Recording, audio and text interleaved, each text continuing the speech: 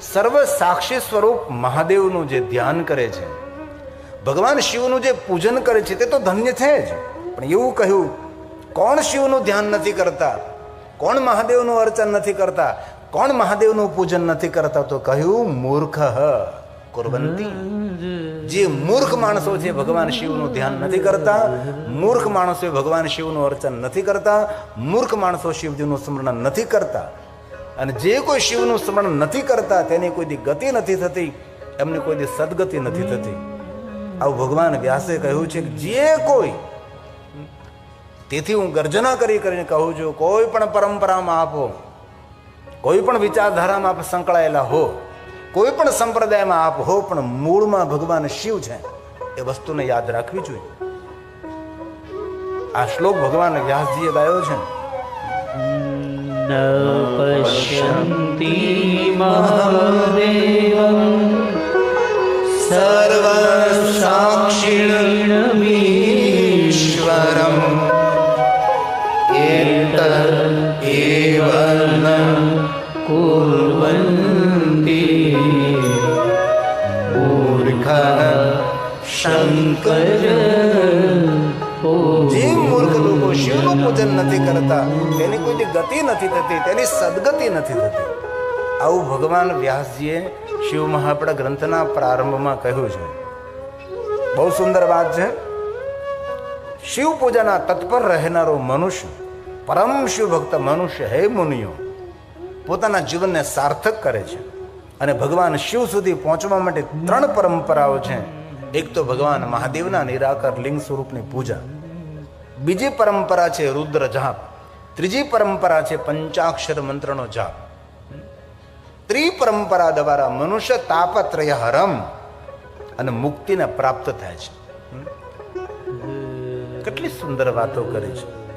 મુક્તિ માટે કોઈ વલખા મારવાની જરૂર પણ નથી ને. જે માણસ મુક્તિની ઈચ્છા ધરાવતો હોય તેના માટે રુદ્ર જાપ કરો, પંચાક્ષર મંત્રનો જાપ કરો, અથવા નિરાકાર ભગવાન મહાદેવના લિંગ સ્વરૂપની પૂજા કરો, અર્ચન કરો. એ જીવાત્મા બિન પ્રયાસ મુક્ત બને છે. આવું ભગવાન મહર્ષિ વેદવ્યાસજી કહે છે. અને શિવ મહાપડા ગ્રંથમાં લૌકિક કથાઓ જો જ નહીં વાત, જે આપણી સાંસારિક કથાઓ છે. હમણાં આમજામાં કથા હતી તો બહુ દ્રષ્ટાંતકમય કથા કહી, ભાવાત્મક કથાઓ, સાંસારિક બધા દ્રષ્ટાંતોથી માણસો રડે, શ્રોતાઓ રડી પડે, ધ્રુસકે રડી પડે. તો શ્રોતાઓ શું કહ્યું ખબર? આમજામાં બહુ સરસ કથા, બહુ સરસ કથા. મેં કહ્યું એ કથા નહીં હતી, કથણી હતી. સાસુઓના દ્રષ્ટાંતો કોઈ કથા છે? બાપ દીકરાના દ્રષ્ટાંતો કોઈ કથા છે? ભાઈ ભાઈના દ્રષ્ટાંતો કોઈ કથા છે? જે લૌકિક વાતો કરી એ કથા છે? હેદુને કથા ન કહેવાય, તેને કથણી કહેવાય. અને લોકોને કથણી વાલી લાગે છે. કથામાં પ્રેમ રાખનારા તો શ્રોતાઓ કોઈ હોય છે, જેને પ્રભુની કથાનું શ્રવણ કરવું હોય છે. લોકોને એવું ગમે છે, લૌકિક વાતો ગમે છે, લોક સાહિત્ય જરૂર છે. મારે તો તમને શિવ મહાપડા ગ્રંથની ગહન વાતો સમજાવવાની છે, સંભળાવવાની છે. એવું મનમાં ધારી નથી આવ્યું કે ગામડાના માણસો છે ન સમજી શકે. ગામડાનો માણસ જે સમજી શકે ને એવું શહેરમાં રહેનારો માણસ પણ સમજી ન શકે. ગામડાના માણસો પાસે કોઠા હોવું જ હોય છે. ભલે યુનિવર્સિટીમાં ભણ્યો ન હોય, પણ એની કોઠા હોવું જ, એની દીર્ઘ દ્રષ્ટિ, તેની દિવ્ય દ્રષ્ટિ એ અલૌકિક હોય છે. પણ બહુ હૃદયથી પ્રાર્થના, ધ્યાન આપજો.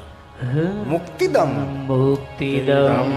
તત્રયં પ્રભુર મનુષ્ય શિવ. હે મહાત્માઓ, પહેલો માર્ગ લિંગાર્ચનમ રુદ્રજમ પંચાક્ષરં જપસ્તથા. પંચાક્ષર મંત્રનો જાપ કરો. હાલતા ચાલતા, બેસતા, ઉડતા, ખાતા, પીતા, ઊંઘતા, જાગતા, પવિત્ર અવસ્થામાં, અપવિત્ર અવસ્થામાં, ઘરમાં, વનમાં, સ્મશાનમાં, કોઈ પણ સ્થિતિમાં જપે પંચાક્ષરમ સર્વ સિદ્ધિ લભે નર. દુનિયાની દરેક સિદ્ધિને પ્રાપ્ત કરવી હોય એમને પંચાક્ષર મંત્રનો જાપ કરો. પણ સિદ્ધિ એટલે શું? કોઈને ફૂંક મારીને ચકલી બનાવી દેવી? એ સિદ્ધિ છે. સિદ્ધિનો અર્થ થાય છે સિદ્ધિ દ્રષ્ટિ, દિવ્ય દ્રષ્ટિ, આગવી દ્રષ્ટિ, આગવી સૂઝ, કુચાગ્ર બુદ્ધિ, અને સિદ્ધિ કહેવાય. અને આપણે લોકો એવું સમજીએ કે સિદ્ધિ એટલે જાદુ મંતર. નહીં, નહીં.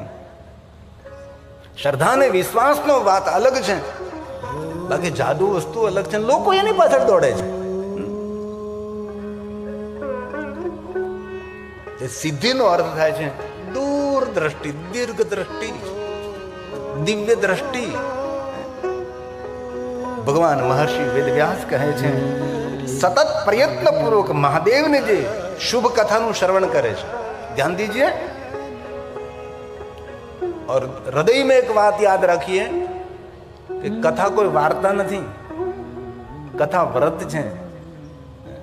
દુનિયાના દરેક વ્રતો આપણે કરી ન શકીએ, પણ જો કથાનું શ્રવણ કરીએ તો દરેક વ્રતોનું ફળ કથા શ્રવણ કરવા માત્રથી પ્રાપ્ત થાય છે. તેથી આ કથા વ્રત છે. કથા કલ્પ વૃક્ષ છે, કથા કામધેનુ છે.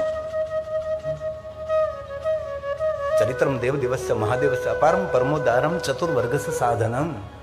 ધર્મ અર્થ કામ મોક્ષ માગવા ન પડે, આપોઆપ કથા આપે છે.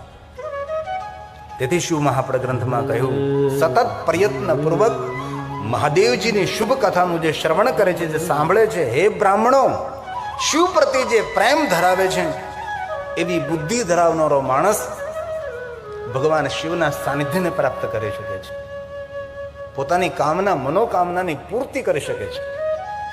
આ ભગવાન મહર્ષિ વેદવ્યાસજીના વચનો છે.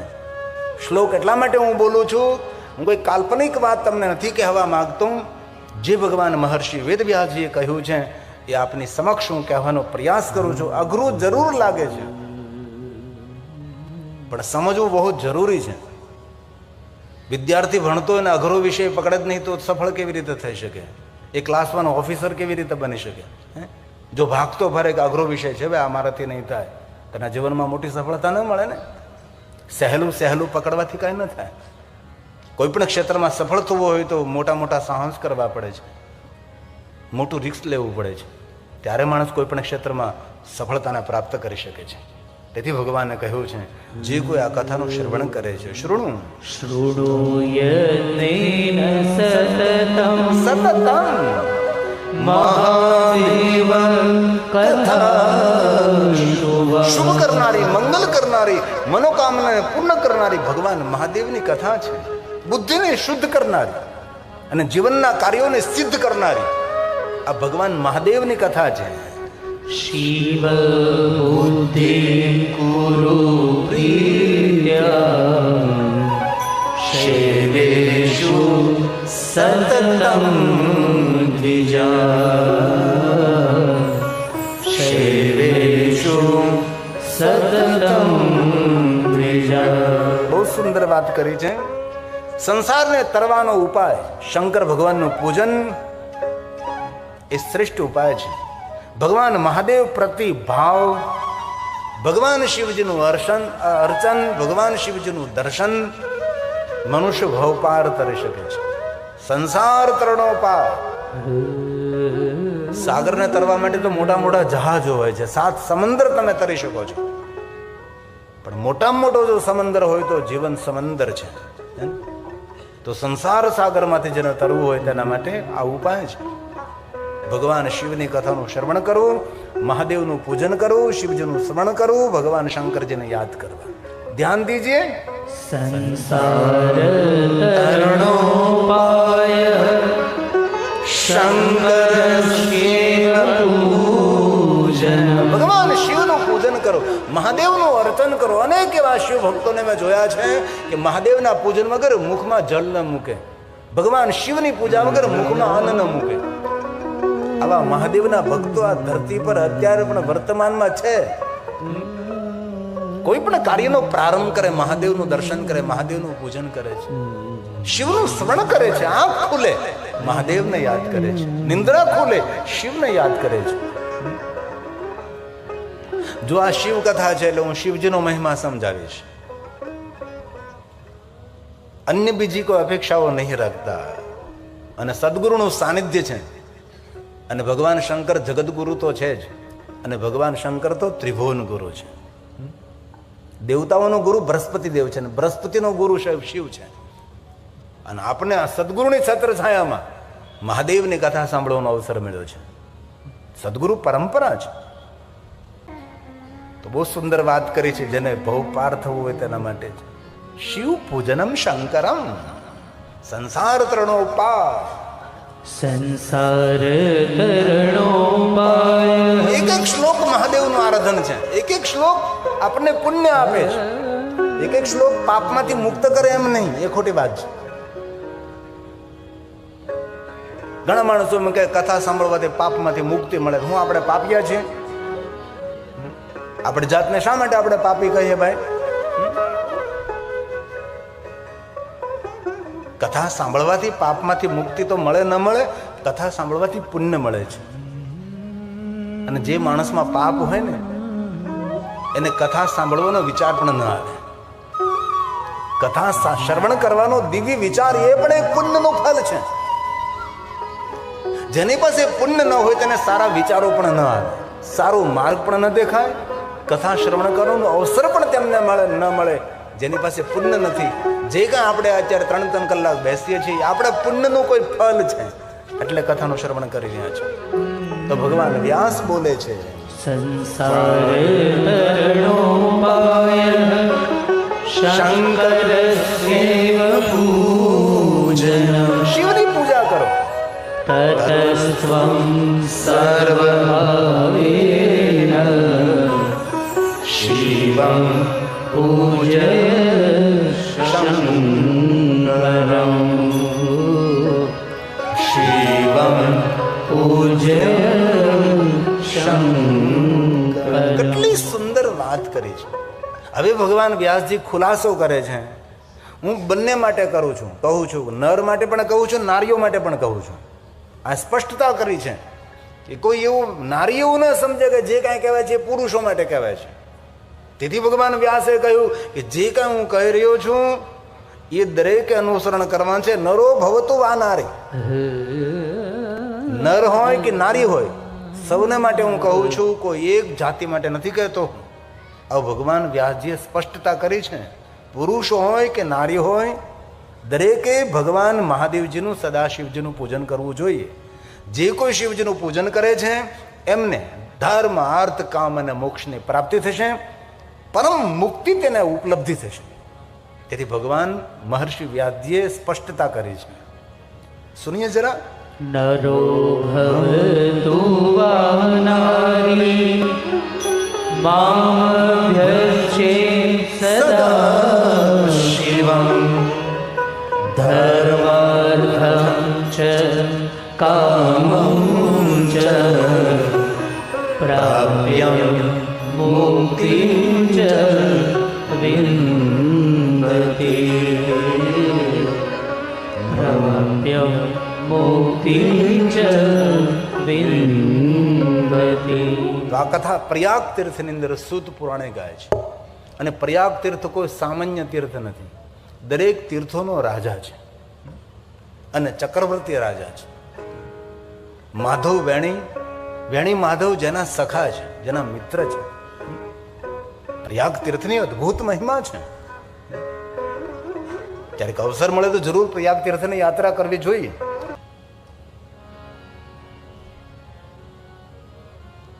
અમે ગયા વર્ષે પ્રયાગ તીર્થમાં કથા કરવા માટે ગયા હતા. ત્યારે એક પ્રયાગ તીર્થના મહાત્મ્ય માટે એક સુંદર રચના કરી હતી કે પ્રયાગ તીર્થનો મહિમા શું છે. હિન્દીમાં છે, કારણ કે ગુજરાતની અંદર ગુજરાતી ભાષા, ગુજરાત બહાર નીકળો એટલે હિન્દી ભાષા છે. જ્યાં ગંગા, યમુના, માતા સરસ્વતી જ્યાં નિવાસ કરે છે, તીર્થરાજ પ્રયાગ છે, વેણી માધવ છે, અનેક તીર્થો છે. ભારદ્વાજ ઋષિ, જ્યાં ભગવાન રામજીની કથાનું ગાયન થયું, યાજ્ઞવલ્ક મહારાજ, સૂત और शैनक आदि महात्माओं सुंदर कथा भूमि है. यहाँ सुतेला हनुमान जी, જેનું નામ છે લેટા હુઆ, લેટા સુતેલા હનુમાન છે. જેમ આપણે સાળીપુર હનુમાન છે, ભૂરખિયા હનુમાન છે, ઉતાવળા હનુમાન છે, રોકડિયા હનુમાન છે, ટાંગ તોડ હનુમાન છે. હનુમાનજી કેટલા જો તો વિચાર કરો.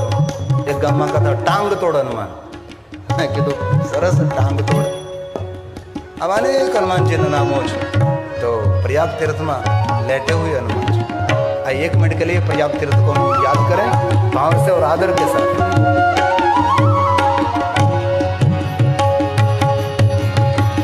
गंगा यमुना सरस्वती संगम, गंगा यमुना सरस्वती संगम, पावन तीर्थ प्रयाग,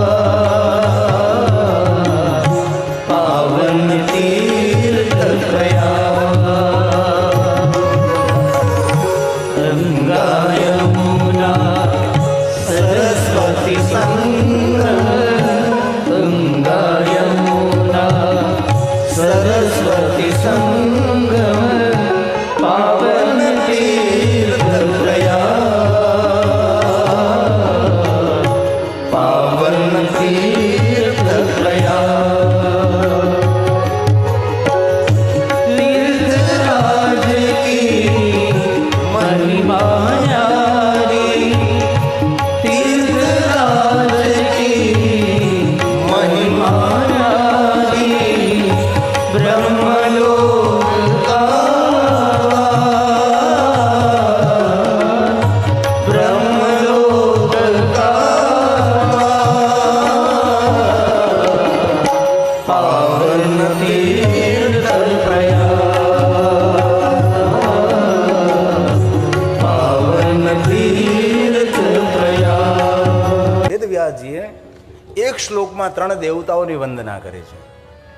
મહાદેવને પ્રણામ કર્યા છે, માતા ભવાનીની વંદના કરી છે અને ભગવાન ગણેશજીને પ્રણામ કર્યા છે.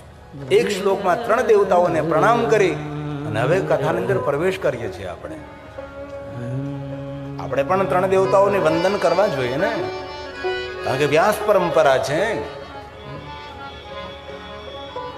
આ મહાદેવની વંદના છે, शंकर भगवान की वंदना है. शब्दों पर ध्यान दीजिए और गंभीरता से कथा का श्रवण करिए. कथा में तमे पण बेसो तो तमारू मन पण कथा में रहे एवी प्रार्थना है.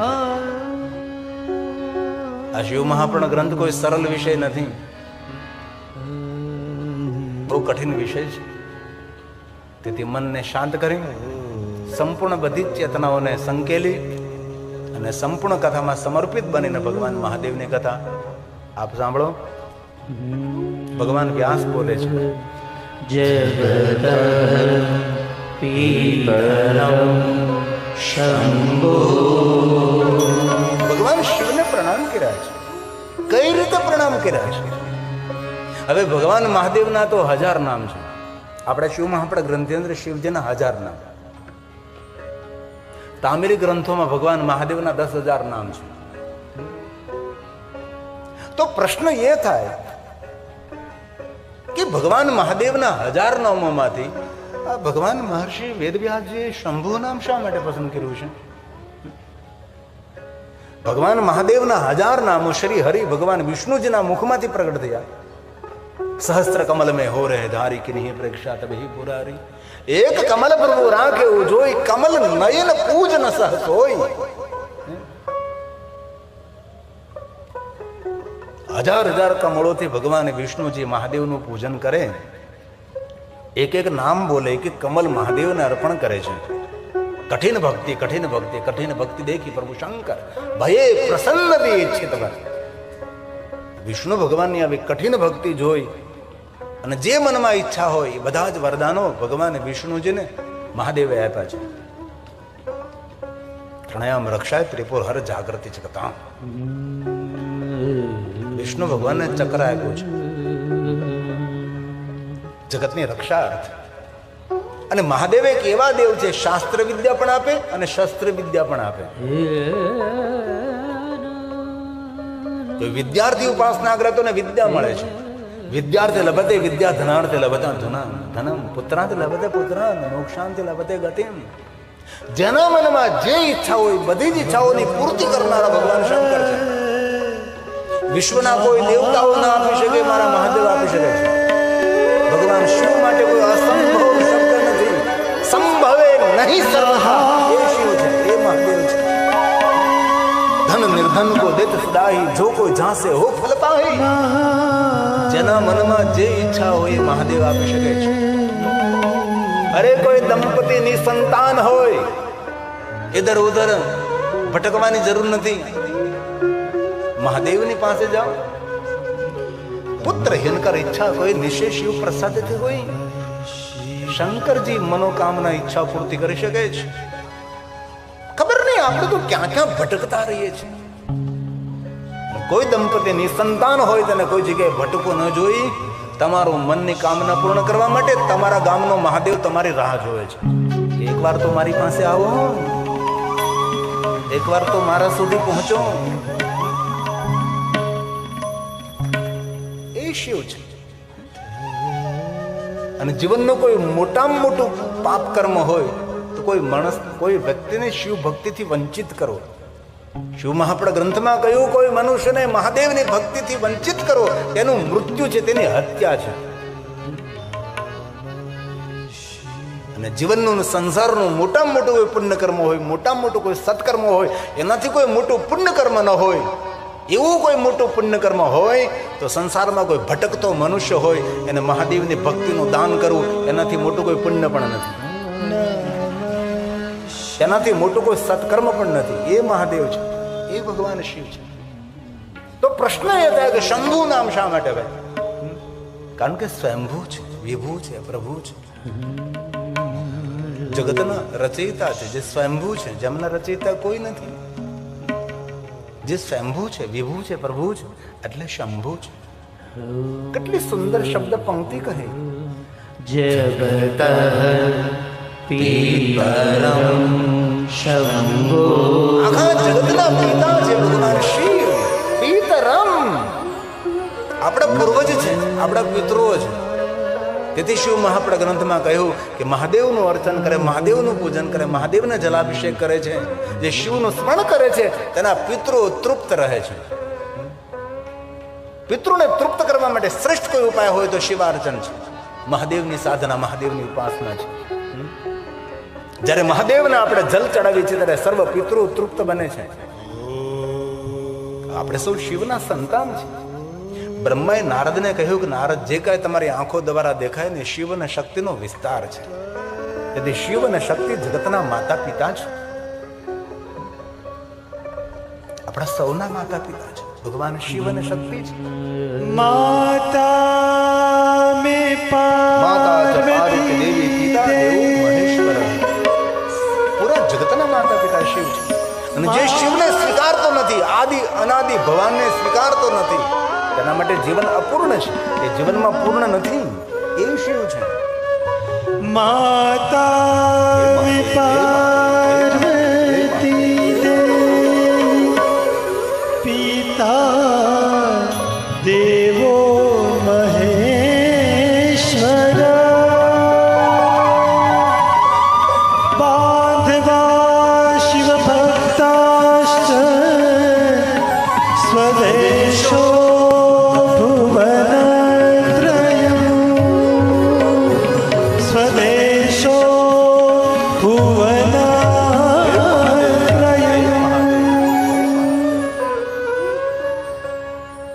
તેથી ભગવાન મહર્ષિ વેદવ્યાસજી કહે છે, આપ જગતના પિતા છો.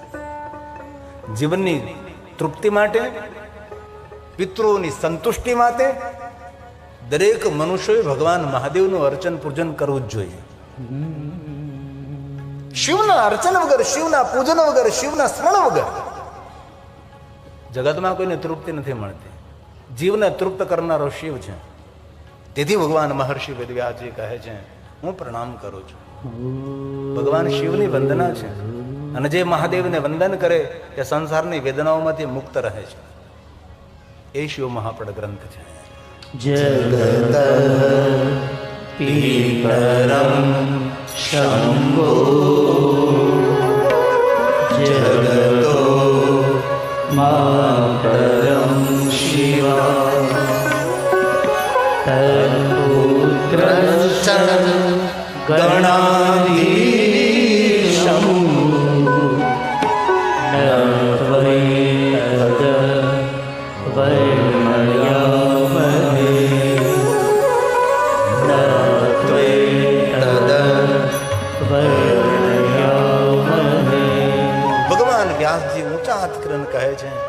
હે ભગવાન મહાદેવ, હે મા ભવાની, ભગવાન ગણેશજી, તમારા ગુણોનું વર્ણન કરવું માટે હું સમર્થ નથી, હું અસમર્થ છું.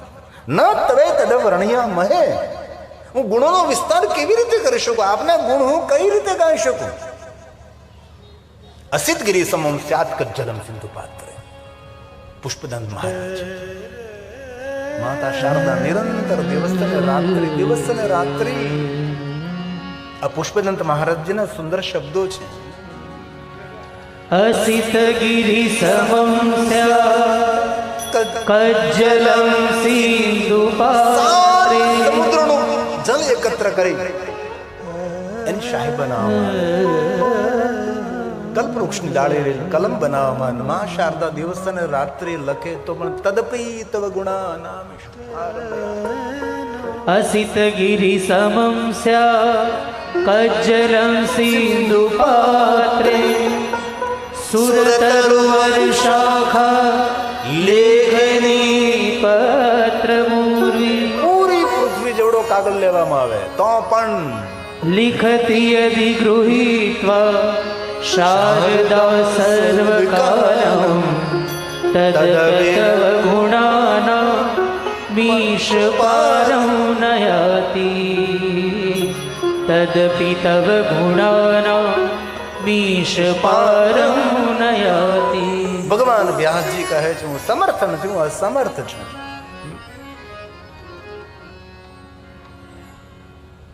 જેનો મહિમા કોણ સમજી શકે, કોણ સમજાવી શકે છે? દિશાથી પર છે, દેશથી પર છે, કાળથી પર છે, બુદ્ધિથી પર છે, શબ્દોથી પર છે, પુરાણથી પર છે. જે વસ્તુ પુરાણ સાથે જોડાયેલી હોય તો તેને સમજી શકાય, જે વસ્તુ શબ્દો સાથે જોડાયેલી હોય તો તેને પણ સમજી શકાય છે, જે વસ્તુ બુદ્ધિ સાથે જોડાયેલી હોય તો પણ સમજી શકાય છે, જે વાત વિચારો સાથે જોડાયેલી હોય તો પણ સમજી શકાય છે. પણ જે વસ્તુ સર્વથી પાર હોય એને કઈ રીતે સમજી શકાય?